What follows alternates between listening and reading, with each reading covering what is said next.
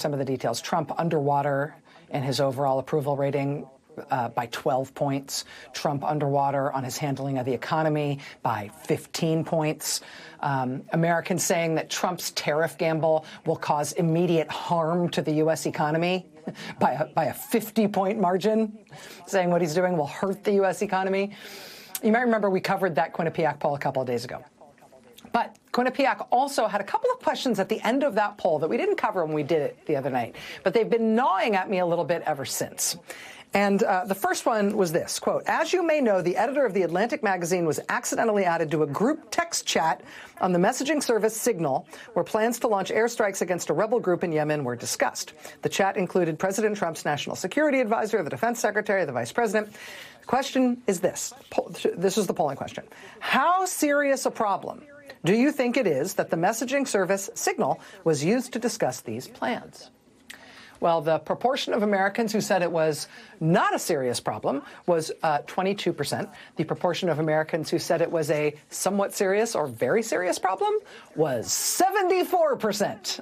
So by a 52-point margin, Americans think that whole Signal thing was a big freaking deal. And indeed, in any other presidency, that would be the scandal that resulted in all the resignations, right? That would be the end. And this administration, it's like one of 50 scandals of roughly that size in this past month alone. But, you know, nobody got fired for it. And nobody resigned. Nobody got dinged. There were no consequences at all. And the American people disagree with that. The American people think at least somebody should have been fired for that Signal thing, which was a big deal. This is from that Quinnipiac poll. Do you think someone in the Trump administration should lose their job over the Signal group chat incident or not? Yes, somebody should have lost their job over that, says 61% of the American public. 31% say no, but that means by a 30-point margin, the American people this week are like, wow, hey, yeah, that was a big deal and somebody should have been fired for that. But no one was fired for that. Now, though, a new CBS News report gives us a little window into what it's like at the upper echelons of this administration and what a tight ship they're running up there on their communications, especially with the people at the very, very top of the United States government. This is from CBS News. On March 3rd, several days before Atlantic magazine editor Jeffrey Goldberg was mistakenly added to a group chat with top Trump national security advisors, retired Lieutenant General H.R. McMaster received an unexpected call on his personal cell phone. It was from the White House.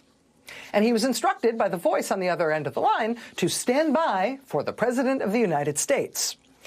McMaster had served as national security advisor during President Trump's first term. He was surprised to hear from Mr. Trump at all. But Trump opened the call by saying, "Henry," before launching into conversation. It was then that General McMaster knew this familiar voice was indeed Donald Trump, but he also realized something else. Trump had not intended to call him at all. General McMaster goes by HR, short for Herbert Raymond, not Henry.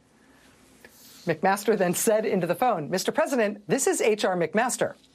Trump responded by saying, "Why the F would I talk to HR McMaster?" Quote, "The call was brief." Two sources telling CBS News that the president had actually intended to call South Carolina Governor Henry McMaster, not his former national security advisor, who he hates, H.R. McMaster. Quote, "It is unclear who bears responsibility for dialing the wrong McMaster." And putting him directly on the phone with the President of the United States. That said, the White House communication director did respond to CBS News by giving them a statement caustically criticizing H.R. McMaster, as if any of this was his fault.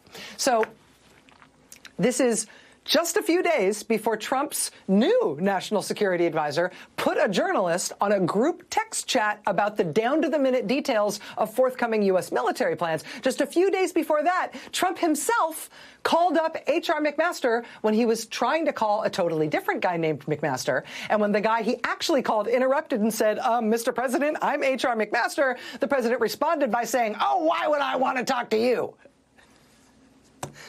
Sir, you called me. I mean, can I give you another? I'm sorry, it's Friday. I have worn through my filter. I just cannot even with this being the government of the United States of America. But let me just give you one more. All right, this is also this week.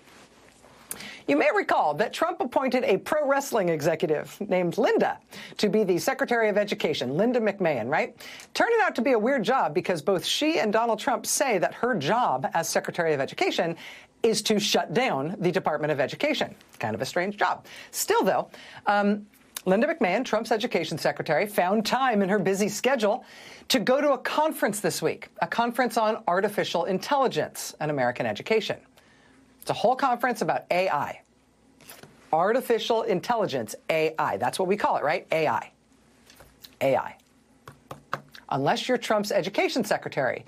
In case that abbreviation, AI, turns out that's a really hard one.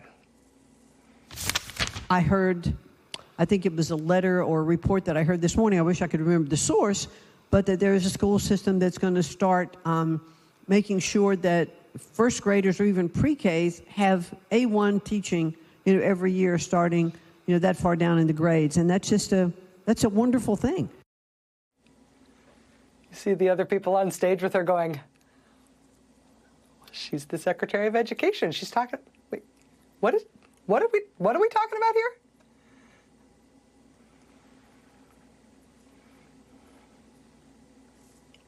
Sure that first graders or even pre-Ks have A1 teaching, every year starting, that far down in the grades. And that's just that's a wonderful thing. Kids are sponges.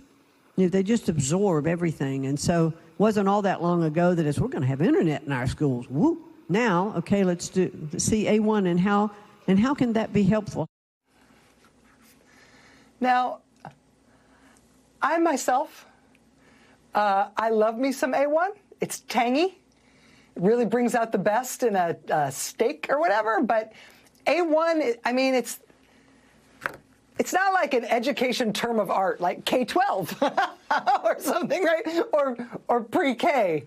You know what I mean? Like A1 is a whole different thing. Internet in our schools. Woo! Now, okay, let's see A1 and how can that be helpful? How can that be helpful? How can that be helpful? So this is an anagram that you spell out. It's not like NASA, where you don't say NASA. You just pronounce the anagram as if it's a word. This is the whole anagram spelled out. It's artificial intelligence. A and then I. AI. And she cannot spell that. So now we've got tangy, salty A1 in all the schools. And that will somehow be facilitated by abolishing the U.S. Department of Education, which, it'll be delicious. I mean, I can't.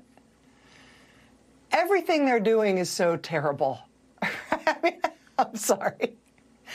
I mean, we're going to be talking tonight about Social Security. We now know that one of the reasons, apparently, that they are tanking Social Security and destroying that agency and making it unusable and no longer functional for the people who depend on Social Security every month is apparently because they're stripping it down for parts. While Social Security recipients have not been able to get through to Social Security either on the phone or online or in person, and people are starting to miss Social Security checks, and they're firing thousands of people who work at Social Security, Social Security Agency has also reportedly converted the data systems from the Social Security Agency to be used as a way to target immigrants. So we can't get people their checks anymore, but Social Security Administration data systems are being used to target immigrants by having the Social Security system declare immigrants dead in order to mess with them and make it impossible for them to live. I mean, that's a thing that they're doing.